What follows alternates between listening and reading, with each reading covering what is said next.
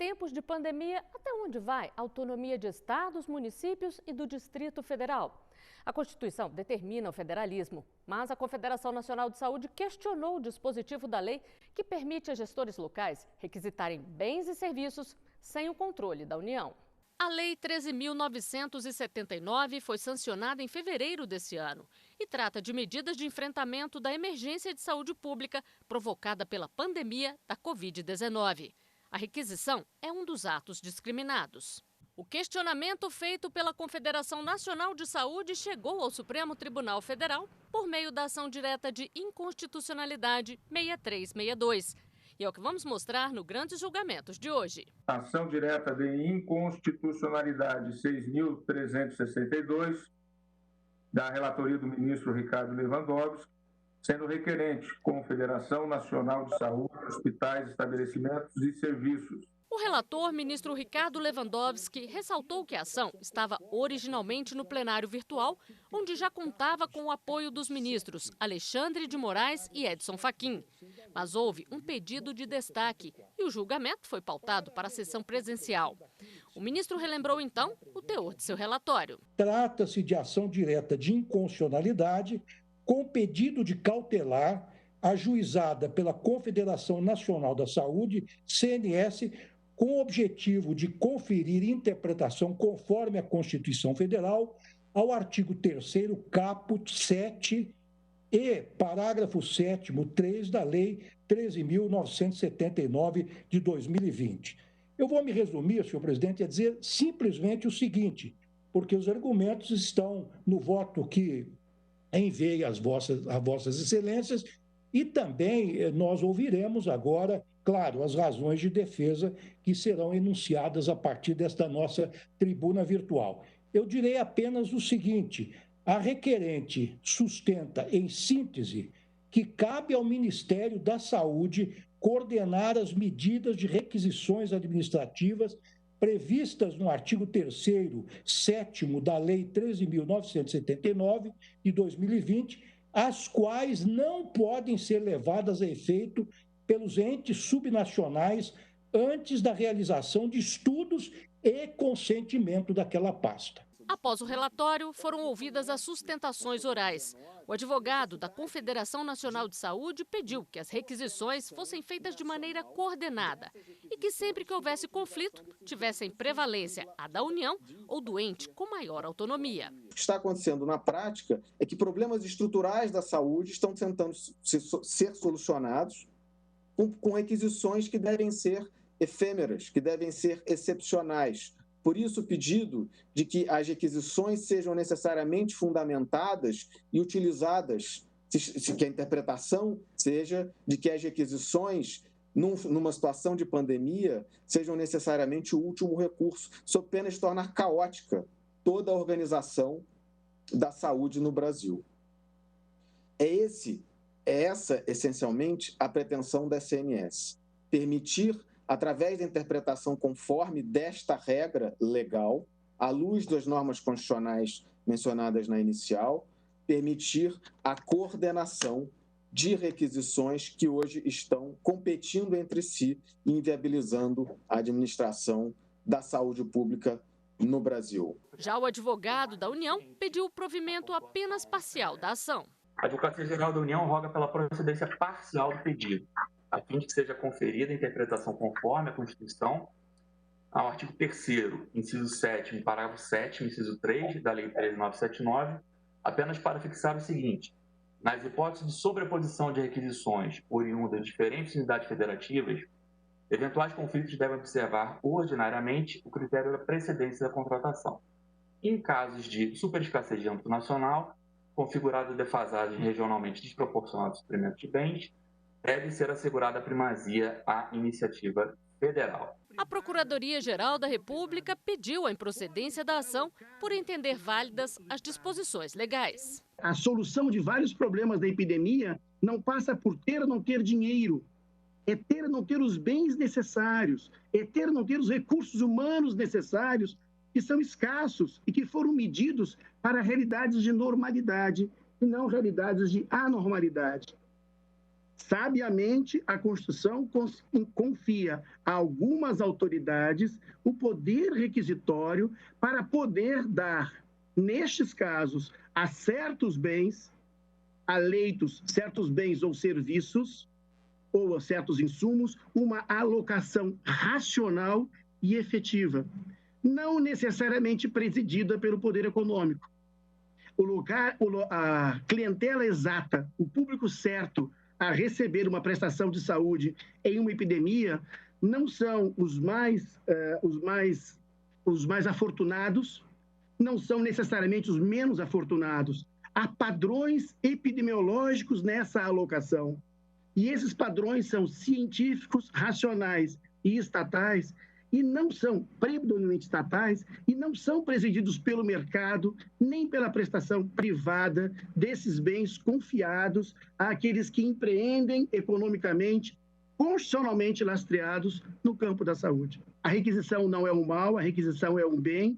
A posição aqui do Ministério Público é pela absoluta suficiência do Sistema Constitucional, do Sistema Único de Saúde, para dar, nos termos da lei, sem nenhuma necessidade de mudança interpretativa ou hermenêutica, o tratamento regular do funcionamento do Estado. Por isso, entende o Ministério Público que a hipótese é de improcedência da presente ação. Posição que também foi defendida no voto do relator, ministro Ricardo Lewandowski. Ante o quadro de uma pandemia reconhecida pela Organização Mundial de Saúde e pelo próprio Estado brasileiro, o qual, por meio do Decreto Legislativo 6 de 2020, reconheceu a ocorrência de estado de calamidade pública, está, entre aspas, demonstrado que no conflito entre os princípios da proporcionalidade, do livre exercício da atividade privada, da transparência com o direito universal à saúde, este deve prevalecer na medida exata para evitar mortes. É que consta daquele primeiro decreto que tratou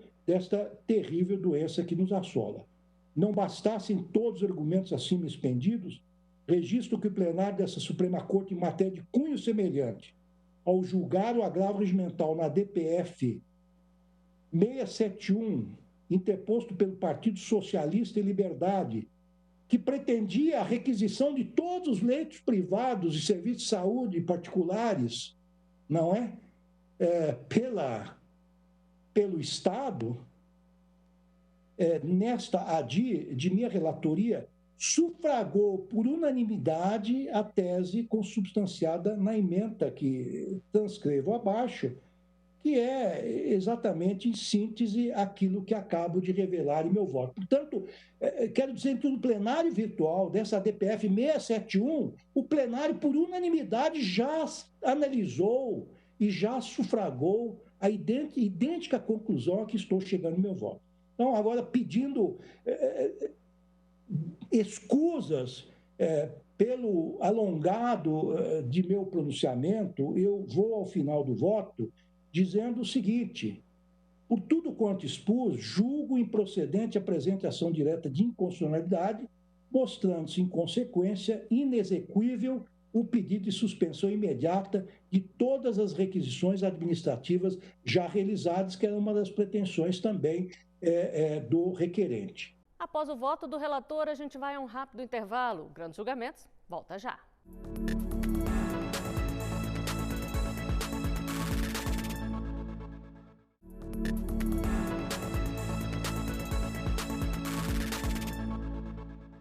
Estamos de volta com Grandes Julgamentos. O programa de hoje mostra a análise da ação direta de inconstitucionalidade 6362. Nela, a Confederação Nacional de Saúde questionou a validade de dispositivo da Lei 13.979, de 2020, que permite a gestores locais requisitarem bens e serviços sem o controle da União. Pedido que foi julgado improcedente pelo ministro Marco Aurélio, que adiantou seu voto. Evoluo para dizer a Vossa Excelência que participo, e participo já de início, adiantando inclusive meu convencimento, acompanhando Sua Excelência o relator no sentido da improcedência do pedido inicial e o cumprimentando pelo voto proferido. O voto seguinte foi do ministro Alexandre de Moraes, que, assim como já havia feito no plenário virtual, acompanhou integralmente o relator. Para o ministro, É preciso fortalecer as regras do federalismo presentes na Constituição. Uma preocupação de um federalismo mais centrífugo, de uma descentralização, porque federalismo em estados como Brasil, em países grandes, federalismo é sinônimo também, como bem ressaltou Sua Excelência, de democracia. São vários centros de poder contrabalanceando o poder central, para que haja aqui um balanceamento. E, nesse caso, claramente, o federalismo participativo, a questão da possibilidade ou não legal, e Sua Excelência bem colocou, essa possibilidade de requisição legal existe há muito tempo. A previsão constitucional e a regulamentação. No âmbito de cada uma das esferas da federação, não afeta, a meu ver, o federalismo participativo, a cooperação necessária entre os entes federativos. Na DPF 672, assim como os demais ministros, tive a oportunidade de falar sobre essa distribuição de competências, então não vou cansá-los repetindo, acompanhando integralmente o eminente ministro relator, porque também aqui entendo que não cabe uma interpretação conforme, porque não há conflito de interpretações, não há um espaço conflituoso de interpretações, uma a favor, outra contra a Constituição. Aqui é uma única interpretação, a interpretação da lei, a interpretação que leva em conta o federalismo e leva em conta o interesse predominante de cada um dos entes federativos. O ministro Edson Fachin também manteve a posição já sustentada no plenário virtual. Como o eminente ministro relator já indicou ao início, eu já houvera tido a honra de acompanhar Sua Excelência integralmente ao início da votação do feito que se encontrava no plenário virtual. E aquela compreensão se mantém. Entendo que Sua Excelência, de modo, pelo menos ao que consigo focalizar, de modo exemplar, escorreito e acutíssimo, aplicou ao tema um conjunto de lições doutrinárias e jurisprudenciais sobre o federalismo brasileiro e a compreensão da divisão das competências, nos honrou com a citação do voto na ADI 6341, aonde esta ordem de ideias restou exposta. Portanto, senhor presidente, como já houver acompanhado Sua Excelência, tenho a honra de reiterar os meus cumprimentos ao eminente ministro relator, ministro Ricardo Lewandowski, e reiterar aqui o meu voto que integralmente segue o voto de Sua Excelência, o eminente ministro relator. Para o ministro Roberto Barroso, as restrições que devem ser feitas às requisições já se encontram detalhadas na Constituição, motivo pelo qual ele também votou pela constitucionalidade da lei. As políticas públicas que dizem respeito à proteção da saúde são de competência comum dos entes da federação, na linha do que prevê de maneira expressa o artigo 23, inciso 2 da Constituição. É competência comum da União, dos estados, do Distrito Federal e dos municípios cuidar da saúde. Portanto, a lei nada mais fez do que especificar uma competência comum que já se encontra na Constituição em matéria de saúde pública. A submissão dessa competência que a Constituição confere a estados e municípios e ao Distrito Federal, esta competência que a Constituição confere é uma competência por direito próprio e, portanto, não pode estar subordinada, em linha de princípio, a uma prévia autorização do Ministério da Saúde, que é um órgão da União. Evidentemente, se o Estado, para exercer a sua competência, depender da autorização de um órgão federal, autônomo ele não será. A autonomia é precisamente a capacidade de decidir livremente dentro do espaço que tenha sido adequadamente demarcado. E no tocante à necessidade de manifestação do requisitado, do requisitando, também me parece que se viola a disciplina constitucional da requisição que está prevista no artigo 5º, inciso 25. No caso de iminente perigo público, porque esse é o pressuposto da requisição legítima, a autoridade competente poderá usar de propriedade particular assegurada ao proprietário indenização ulterior se houver dano. A expressão, ou a cláusula geral iminente perigo público, como regra, é incompatível com prévia manifestação. Se é iminente é porque você não pode aguardar um procedimento de natureza contraditória. O ministro ressaltou ainda que, apesar de não dependerem de autorização do Ministério da Saúde, as requisições devem ser bem fundamentadas. As requisições administrativas realizadas por estados, municípios e Distrito Federal, no contexto da pandemia causada pela Covid-19, independem da oitiva do atingido ou de prévia autorização do Ministério da Saúde, mas pressupõem, nos termos da lei, evidências científicas e motivação, observado o princípio da proporcionalidade. É como voto, presidente, acompanhando o relator pela improcedência. O Grandes Julgamentos faz mais um breve intervalo. Na volta, você acompanha o voto dos demais ministros e a conclusão do julgamento. Até já!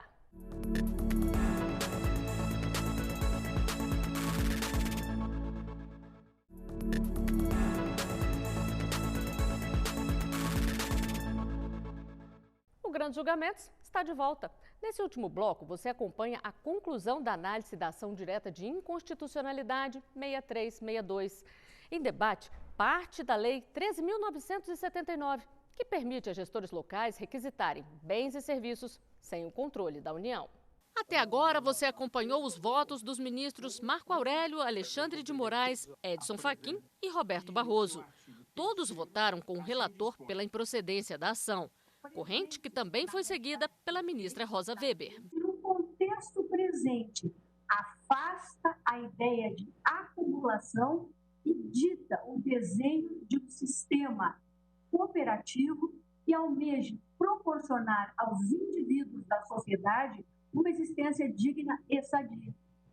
Também pontuo, como fez o eminente relator, a imprescindibilidade da motivação, com fundamentação fática e técnica idônea a demonstrar o perigo público e o caráter proporcional da medida como forma de enfrentamento do contexto pandêmico. Já pela faceta subjetiva, é indene de dúvidas que cabe à União Federal implementar a coordenação de medidas do Sistema Único da Saúde, do SUS, como deflui do artigo 16 da Lei 8080 de 91. A interpretação sistemática desse dispositivo evidencia o seu caráter descentralizador, que mantém na União ações de planejamento, coordenação e avaliação como incentivo à atuação de estados e municípios em respeito às respectivas competências. Tanto a Lei 8080 de 90, como a lei impugnada, a 13.979 de 2020, traduz genuíno respeito ao federalismo cooperativo do Brasil em reverência ao texto constitucional. E quanto ao federalismo e à distribuição de competências entre os seus entes, impõe-se a observância ao sistema delineado pela Constituição Federal, uma forma de manutenção do nosso ordenamento democrático e do Estado de Direito. Aqui eu me reporto às ADIs, a 6341, relatoria do ministro Marco Aurélio, 3470, sobre a minha relatoria, recurso extraordinário também, 124, 1.247.930, AGR, relatoria do ministro Alexandre de Moraes, que juntamos a primeira turma em 13 de março do corrente ano.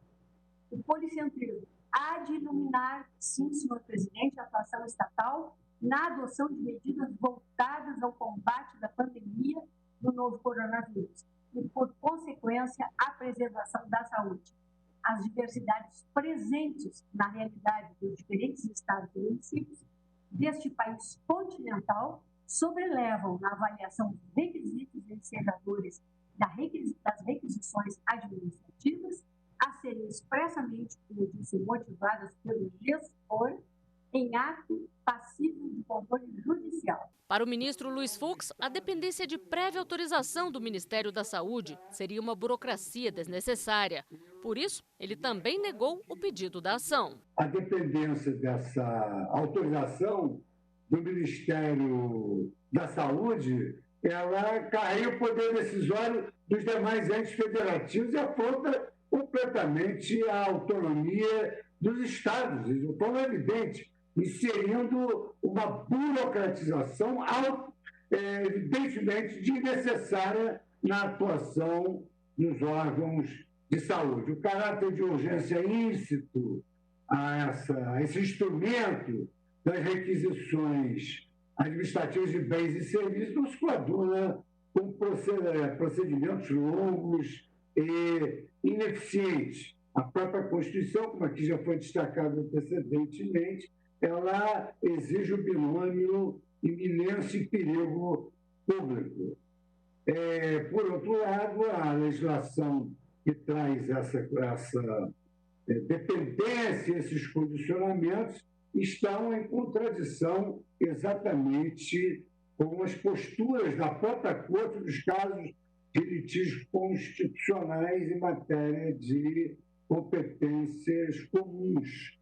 Isso é, senhor presidente, que a crise do Covid trouxe, assim, digamos assim, para o Supremo uma tarefa dificílima, que é adotar medidas de exceção dentro de um Estado de direito, mas que efetivamente tem sido, digamos assim a atuação do Supremo Tribunal Federal, ciente de que as regras constitucionais foram estabelecidas para momentos de normalidade.